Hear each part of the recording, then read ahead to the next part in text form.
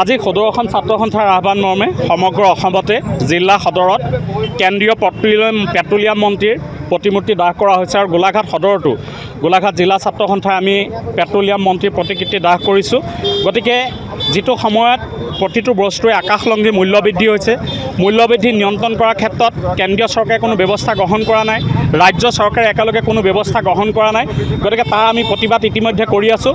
আৰু আজি বিশেষভাৱে যি আকাশলংঘী মূল্যবৃদ্ধি হৈছে পেট্ৰলজাত সামগ্ৰীৰ, সেই পেট্ৰলজাত সামগ্ৰীৰ মূল্য নিয়ন্ত্ৰণ কৰিব পৰা নাই কেন্দ্ৰীয় মন্ত্ৰী হৰদীপ সিং পুৰী। গতিকে তেওঁ আজি প্ৰতিমূৰ্তি দাহ কৰিছোঁ। আমাৰ কথা স্পষ্ট যে যেতিয়ালৈকে মূল্যবৃদ্ধি নিয়ন্ত্ৰণ কৰাৰ ক্ষেত্ৰত ৰাজ্য চৰকাৰ কেন্দ্ৰীয় চৰকাৰে ব্যৱস্থা গ্ৰহণ নকৰে তেতিয়ালৈকে ছাত্ৰ সন্থাৰ সংগ্ৰাম অব্যাহত থাকিব।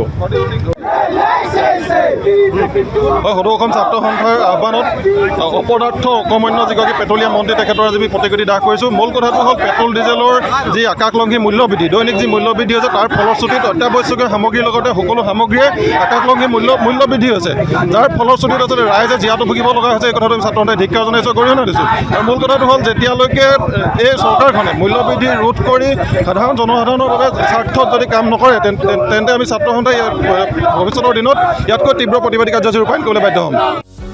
যিকোনো খবৰৰ বাবে যোগাযোগ কৰক আমাৰ এই নম্বৰত 9181 307 221।